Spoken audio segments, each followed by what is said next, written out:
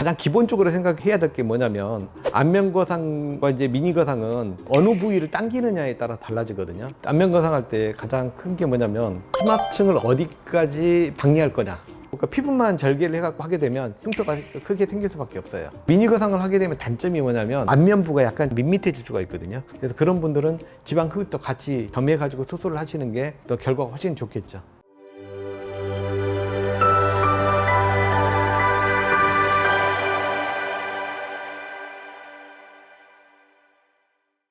안녕하십니까, 성형일타 이지영쌤입니다. 오늘은 얼굴 처짐 개선을 위한 미니거상에 대해서 말씀드리겠습니다. 미니거상이라는 거는 이제 전체 그 안면거상에 대한 약식 수술이라는 의미가 되겠거든요. 그래서 쉽게 말하면 절개 라인을 전체 안면거상에 비해서 축소를 시켜서 거상을 하겠다는 거예요. 그래서 안면거상 범위가 좀 제한적이고, 그리고 절개 범위도 제한적이고, 그 다음에 끌어당기는 것도 좀 제한적일 수밖에 없을 겁니다.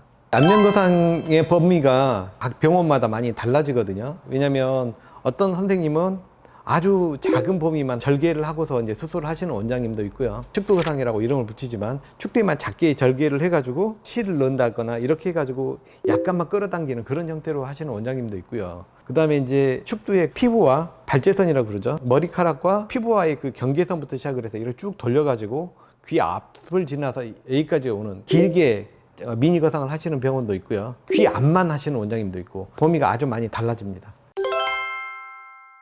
안면거상과 미니거상은 처짐의 정도에 따라 수술의 범위가 달라지거든요. 그래서 얼마 처지지 않은 사람 같은 경우에는 마리오네트 라인이라든가 턱선이라든가 이런 부위에 관심이 많은 분들 같으면 미니거상을 하게 돼요. 우리가 이제 가장 기본적으로 생각해야 될 게 뭐냐면 안면거상과 이제 미니거상은 어느 부위를 당기느냐에 따라 달라지거든요. 예를 들자면 우리가 이제 팔자 범위가 있잖아요. 이 팔자를 당기기 위해서는 측도 부분을 절개를 해야 팔자가 펴지고요. 마리오네트 라인을 당기려면 귀 앞을 절개를 해야 되고요. 목 있는 부분을 당기려면 귀 뒤가 되겠죠. 그래서 이제 각 부위별로 내가 어느 부위를 타겟을 잡느냐인데, 젊은 사람들 같은 경우에는 주로 이제 마리오네트나 팔자, 그리고 아주 심하지 않은 부분 그냥 턱선만 이제 쳐지는 분이 있거든요. 그래서 미니거상을 하시는 거고요. 그렇지 않고 나는 더 많이 쳐졌다 그러신 분 같으면 전체 거상을 하시게 됩니다. 보통 30대에서 40대 같으면 미니거상을 좀 생각을 많이 하시고요.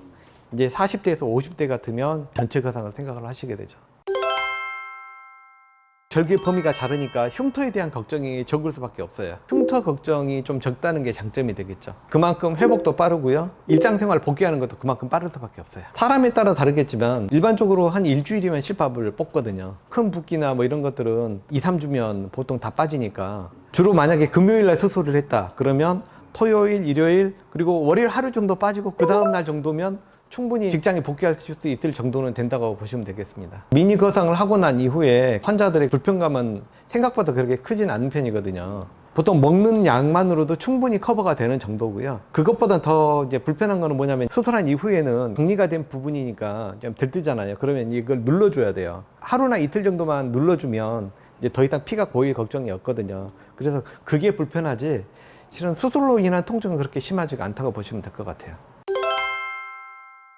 흉터는요, 수술하시는 원장님의 방향에 따라 달라지거든요. 스마트층을 당기는 것만으로도 피부가 끌려 올라오면서 장력이 거의 걸리지가 않아요.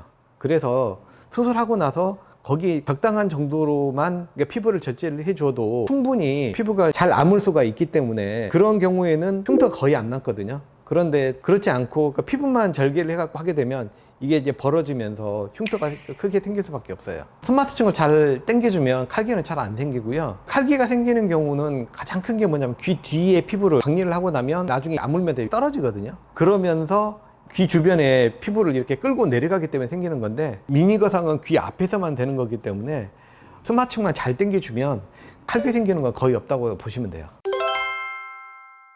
미니거상을 하면서 같이 할 수 있는 수술은 뭐 지방 흡입 정도는 같이 할 수가 있을 것 같아요. 미니거상을 하게 되면 단점이 뭐냐면 안면부가 약간 밋밋해질 수가 있거든요. 제가 이게 당겼을 때 어때요? 지금 보면 여기가 팽팽해지는데 대신 앞에 돌출된 정도가 많이 좀 줄어들죠. 그래서 이 앞부분에 살짝씩 지방을 넣는다거나 필러를 넣는다거나 이런 정도 시술은 하실 수가 있을 것 같아요. 탄력이 없는 분들은 이 탄력이 없는 만큼 이게 피부가 지방이나 이런 것들이 좀 앞으로 이렇게 좀 많이 돌출된 경우가 많거든요. 그래서 그런 분들은 지방 흡입도 같이 겸해가지고 수술을 하시는 게 더 결과가 훨씬 좋겠죠.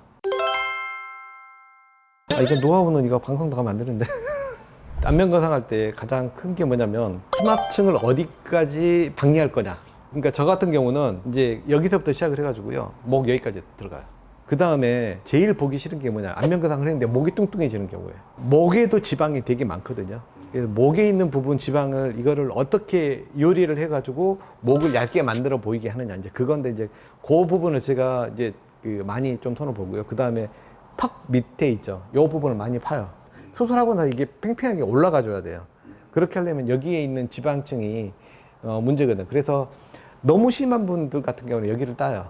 턱 밑을 따가지고 여기 플라티드마, 이제 광견근이라고 그러거든요. 광견근 밑에 있는 지방이 또 굉장히 양이 많아요. 그럼 그거를 파내요. 그 다음에 광견근을 딱 붙여주면 이게 팽팽해지거든요. 그렇게 수술을 해요. 안면거상 하면서 목까지 하게 되면 비용 좀 더 추가되고 그래요. 젊은 사람은 이제 목거상 비용까지 생각할 필요는 없거든요. 나이가 드셔갖고 너무 많이 쳐지면 피부가 많이 남거든요. 그러면 어쩔 수 없이 이거를 이렇게 당기고 나면 그 남는 피부가 이 뒤로 많이 몰리잖아요. 그러면 목 뒤까지 이렇게 다 이렇게 몰리거든요. 그러면 어쩔 수 없이 절개를 해야 돼요. 그런 분들은 그렇게 하면서 라인이 나오게 목에 있는 지방도 다 이렇게 제거를 해주고 그 다음에 쫙 펴주고 이제 그런 방법을 하는 거죠. 오늘은 얼굴 처짐 개선을 위한 미니 거상에 대해서 말씀드렸습니다. 지금까지 성형일타 이지영 쌤이었습니다. 감사합니다.